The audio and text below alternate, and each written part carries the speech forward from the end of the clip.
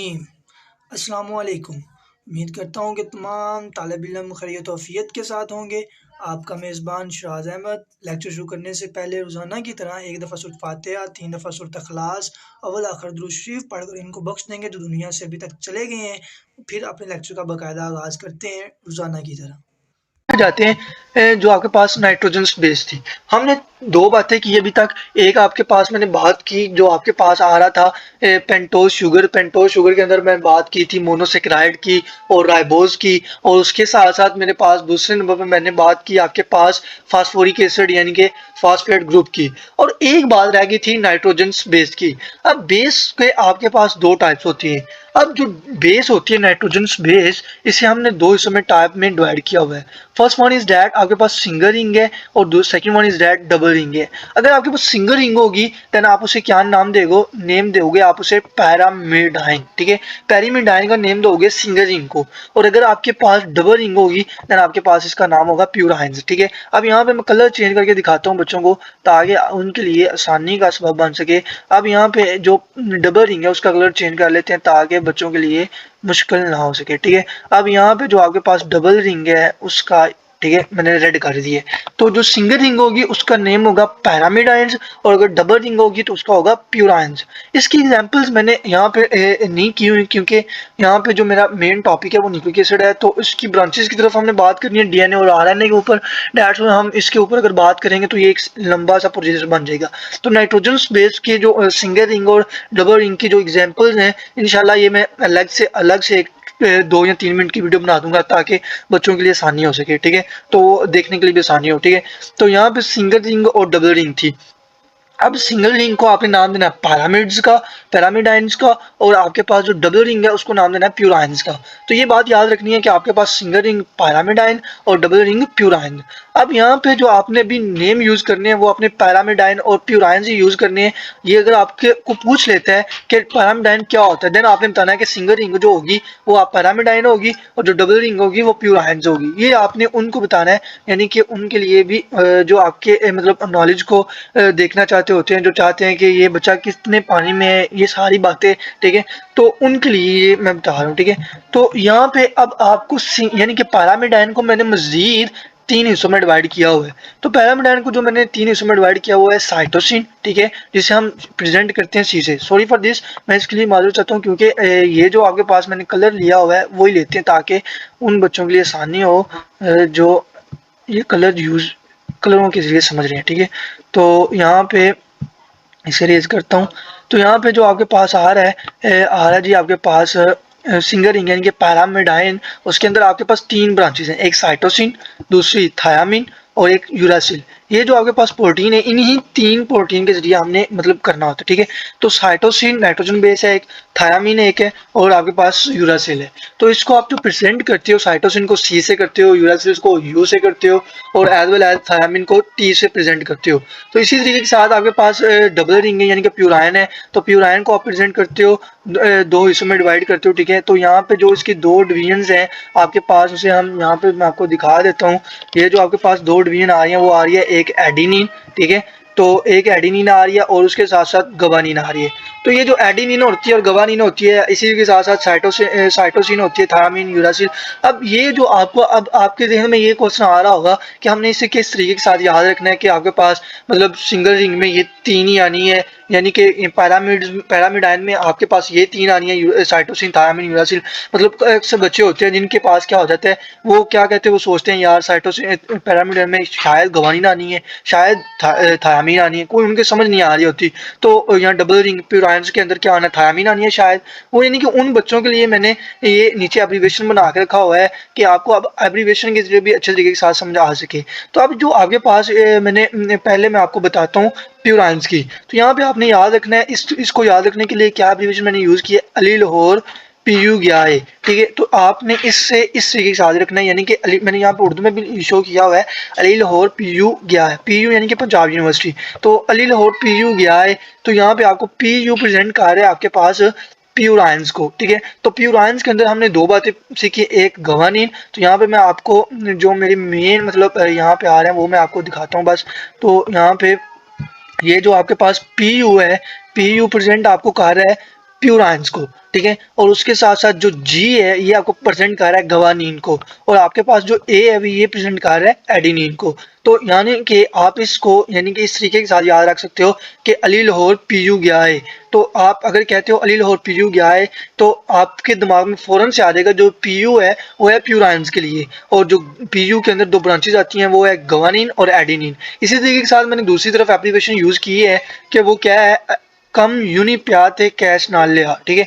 तो इस तरीके के साथ आपने ये मैंने लिखा हुआ है यहाँ पे, मैं कलर चेंज करता हूँ, जो कलर हमने ऊपर यूज किया है उस इसके लिए वही यूज करते हैं ताकि अच्छे तरीके से साथ बच्चों को समझ आती जाए। तो यहाँ पे आपके पास यहाँ पे मैंने लिखा है कम यूनि प्याते कैश नाल लिया, यहाँ पे मैंने उर्दू में भी लिख दिया हुआ है कम यूनि प्या ते कैश नाल लिया, ठीक है। तो आपने इस तरीके के साथ इसे याद कर लेना है। अब यहाँ पे मैं बताता हूँ आपके पास जो इसे आपने याद रखने का प्रोसीजर है वो ये है कि आपके पास जो पी वाई है, पी वाई प्रेजेंट ये कह रहा है कि पैरामिडाइन, ठीक है। पी यू यानी कि पी यू था प्यूराइंस और पी वाई है पैरामिडाइन। अब यहाँ पे आपके पास एक आ रहा है टी यानी कि थायानीन, थायामीन, ठीक है। और उसके साथ साथ हमने पढ़ा यू यानी कि यूरासिल, और उसके साथ साथ हमने पढ़ा यहाँ पे है आपके पास साइटोसिन, तो सी। तो ये इस तरीके के साथ आपने इसे याद रख लेना है।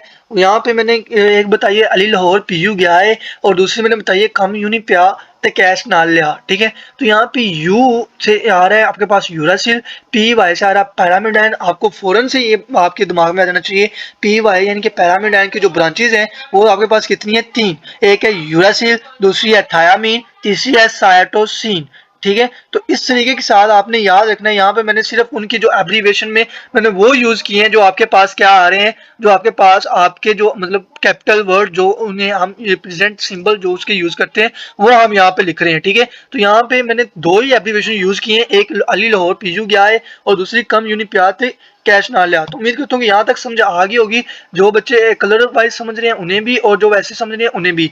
तो यहाँ पे हमने अभी तक न्यूक्लिक एसिड के बारे में ये बात की कि आपके पास न्यूक्लिक एसिड के अंदर क्या बातें हैं, तीन बातें आती हैं। एक तो न्यूक्लिक एसिड के अंदर आता है पेंटोज शुगर, पेंटोज शुगर के साथ साथ नाइट्रोजन बेस आती है, नाइट्रोजन बेस के साथ साथ आपके पास फास्फोरिक एसिड आता है। तो उसको 1869 के अंदर एफ माइस्कर ने डेवलप किया था, ये बात हमने यहाँ पे सीखी। और इसको न्यूक्लिक एसिड को न्यूक्लिक एसिड इस वजह से कहते हैं क्योंकि ये न्यूक्लियाई से लिया गया, और न्यूक्लियाई क्योंकि एसिडिक इन नेचर था, डैट्स वो यहाँ पे हमने इसे क्या न्यूक्लिक एसिड। अब यहाँ पे नीचे चलते हैं मजीद, तो यहाँ पे आपको मैं बताता जाऊँ कि हमने ऊपर फास्फोरिक एसिड को तो पढ़ा है, फास्फोरिक एसिड के बारे में मजीद नीचे यहाँ पे बात कर रहे हैं। तो ऊपर हमने सिर्फ फास्फोरिक एसिड का सिर्फ फार्मूला यहाँ पे ऊपर याद किया था, यानी कि फास्फोरिक एसिड यानी कि फास्फेट ग्रुप के साथ साथ मैंने बताया कि आपको फास्फोरिक एसिड का भी बताता जाऊँ डैट्स वे, ताकि वहाँ पे आपको आसानी हो सके। तो यहाँ पे H3PO4, तो मैंने आपको बताया था कि PO4 किसके है, फास्फेट ग्रुप का। तो PO4 यानी कि फास्फेट ग्रुप जब उसके साथ H3 लग जाना है तो इसका मतलब हो गया कि आपके पास क्या हो गया आपके पास H3PO4 यानी कि फास्फोरिक एसिड हो गए।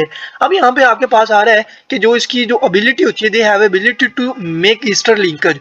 अब ईस्टर लिंकेज क्या होता है, ईस्टर लिंकेज मैंने आपको बताया जब आप मेरे पास आपको मैंने ऑर्गेनिक केमिस्ट्री वाला चैप्टर पढ़ाया था, तो वहाँ पे आपको ये ऑब्जर्व करने के लिए मिला कि आपके पास क्या होता है, ईस्टर क्या होता है, मैंने वहाँ पे आपको मजीद अच्छे तरीके के साथ बताया था।